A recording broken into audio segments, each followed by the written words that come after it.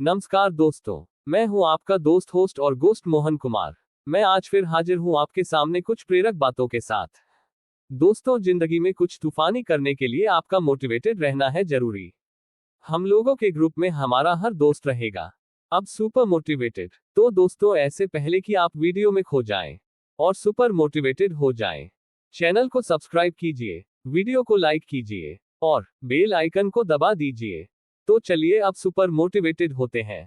दोस्तों, आप जिंदगी के किसी भी पड़ाव में हो, किसी भी परेशानी में हो, किसी भी समस्या में हो, चिंता नहीं कीजिए, निकाल लाएगा आपका ये दोस्त आपको इन समस्याओं से बाहर। बस आप हमारे साथ बने रहिए, चलते रहिए, सुनते रहिए और मोटिवेट होते रहिए। तो चलिए दोस्तों, आगे बढ़ते हैं। दोस्तों, आज हम सुनेंगे एक बहुत हाई रोचक और शिक्षा देने वाली कहानी जो हम लोगों को अवश्य सुनानी चाहिए। तो चलिए सुनते हैं लेखक के मुंह से पूरी कहानी। Mother in old age home. कल रात एक ऐसा वाकया हुआ जिसने मेरी जिंदगी के कई पहलुओं को छू लिया। करीब 7 बजे होंगे। शाम को मोबाइल बजा। उठाया तो उधर से रोने की आवाज। मैंने शांत कराया और पूछा कि भाभी जी, आखिर हुआ क्या। उधर से आवाज आई, आप कहाँ हैं और कितनी देर में आ सकते हैं। मैंने कहा, आप परेशानी बताइए। और भाई साहब कहाँ हैं, माताजी किधर हैं, आखिर हुआ क्या। लेकिन उधर से केवल एक रट कि आप आज जाए। मैंने आश्वासन दिया कि कम से कम 1 घंटा लगेगा। जैसे तैसे पूरी घबराहट में पहुंचा। देखा तो भाई साहब, हमारे मित्र जो जज हैं, सामने बैठे हुए हैं। भाभी जी रोना चीखना कर रही हैं। 13 साल का बेटा भी परेशान है। 9 साल की बेटी भी कुछ नहीं कह पा रही है। मैंने भाई साहब से पूछा कि आखिर क्या बात है। भाई साहब कोई जवाब नहीं दे रहे थे। फिर भाभी जी ने कहा, ये देखिए तलाक के पेपर, ये कोर्ट से तैयार करा के लाए हैं, मुझे तलाक देना चाहते हैं। मैंने पूछा, ये कैसे हो सकता है, इतनी अच्छी फैमिली है, 2 बच्चे हैं, सब कुछ सेटल्ड है। प्रथम दृष्टि में मुझे लगा ये मजाक है। लेकिन मैंने बच्चों से पूछा, दादी किधर है। बच्चों ने बताया, पापा ने उन्हें 3 दिन पहले नोएडा के वृद्धाश्रम में शिफ्ट कर दिया है। मैंने घर के नौकर से कहा, मुझे और भाई साहब को चाय पिलाओ। कुछ देर में चाय आई। भाई साहब को बहुत कोशिशें की पिलाने की, लेकिन उन्होंने नहीं पिया और कुछ ही देर में वो एक मासूम बच्चे की तरह फूट फूट कर रोने लगे। बोले, मैंने 3 दिन से कुछ भी नहीं खाया है। मैं अपनी 61 साल की माँ को कुछ लोगों के हवाले करके आया हूँ। पिछले साल से मेरे घर में उनके लिए इतनी मुसीबतें हो गई कि पत्नी भाभी जी ने कसम खा ली कि मैं माँ जी का ध्यान नहीं रख सकती।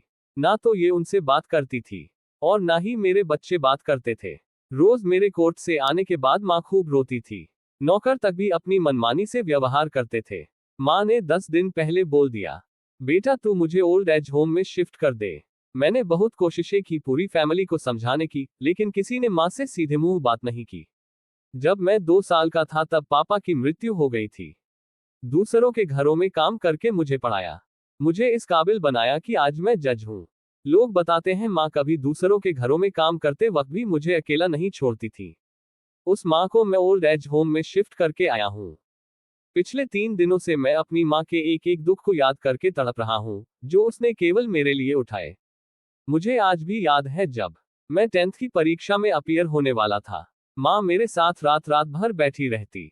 एक बार माँ को बहुत फीवर हुआ, मैं तभी स्कूल से आया था। उसका शरीर गर्म था, तप रहा था। मैंने कहा, माँ तुझे फीवर है। हंसते हुए बोली, अभी खाना बना रही थी इसलिए गर्म है। लोगों से उधार मांग कर मुझे दिल्ली विश्वविद्यालय से LLB तक पढ़ाया। मुझे ट्यूशन तक नहीं पढ़ाने देती थी कि कहीं मेरा टाइम खराब ना हो जाए। कहते कहते रोने लगे और बोले, जब ऐसी माँ के हम नहीं हो सके तो हम अपने बीवी और बच्चों के क्या होंगे। हम जिनके शरीर के टुकड़े हैं, आज हम उनको ऐसे लोगों के हवाले कर आए जो उनकी आदत, उनकी बीमारी, उनके बारे में कुछ भी नहीं जानते।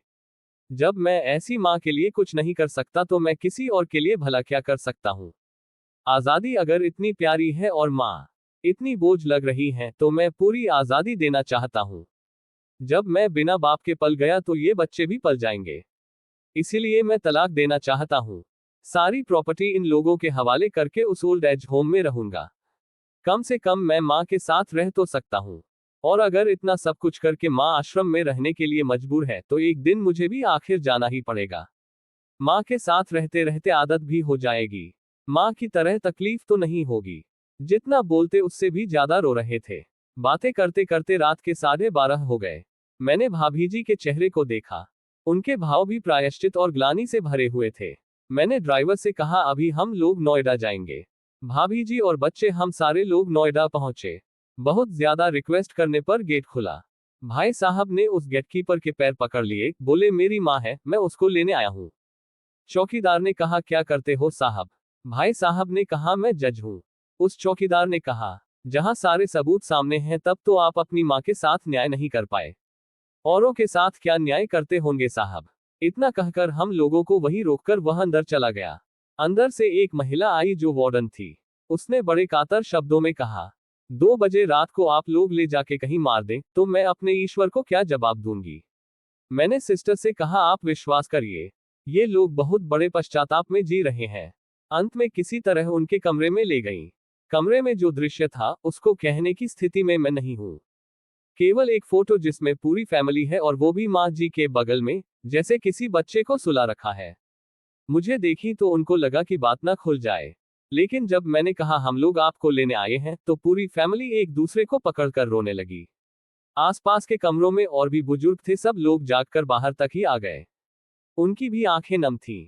कुछ समय के बाद चलने की तैयारी हुई। पूरे आश्रम के लोग बाहर तक आए। किसी तरह हम लोग आश्रम के लोगों को छोड़ पाए। सब लोग इस आशा से देख रहे थे कि शायद उनको भी कोई लेने आए। रास्ते भर बच्चे और भाभी जी तो शांत रहे, लेकिन भाई साहब और माताजी एक दूसरे की भावनाओं को अपने पुराने रिश्ते पर बिठा रहे थे। घर आते आते करीब 3:45 हो गया। प्रश्नवाचक चिन्ह। भाभी जी भी अपनी खुशी की चाबी कहाँ है ये समझ गई थी। मैं भी चल दिया, लेकिन रास्ते भर वो सारी बातें और दृश्य घूमते रहे।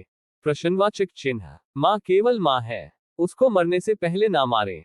माँ हमारी ताकत है, उससे बेसहारा न होने दें। अगर वह कमजोर हो गई तो हमारी संस्कृति की रीढ़ कमजोर हो जाएगी। बिना रीढ़ का समाज कैसा होता है किसी से छुपा नहीं। अगर आपकी परिचित परिवार में ऐसी कोई समस्या हो तो उसको ये जरूर पढ़ाएं, बात को प्रभावी ढंग से समझाएं। कुछ भी करें लेकिन हमारी जन्नी को बेसहारा बेघर न होने दें। अगर माँ की आंख से आंसू गिर गए तो ये कर्ज कई जन्मों तक रहेगा। यकीन मानना सब होगा तुम्हारे पास पर सुकून नहीं होगा। सुकून सिर्फ माँ के आंचल में होता है, उस आंचल को बिखरने मत देना।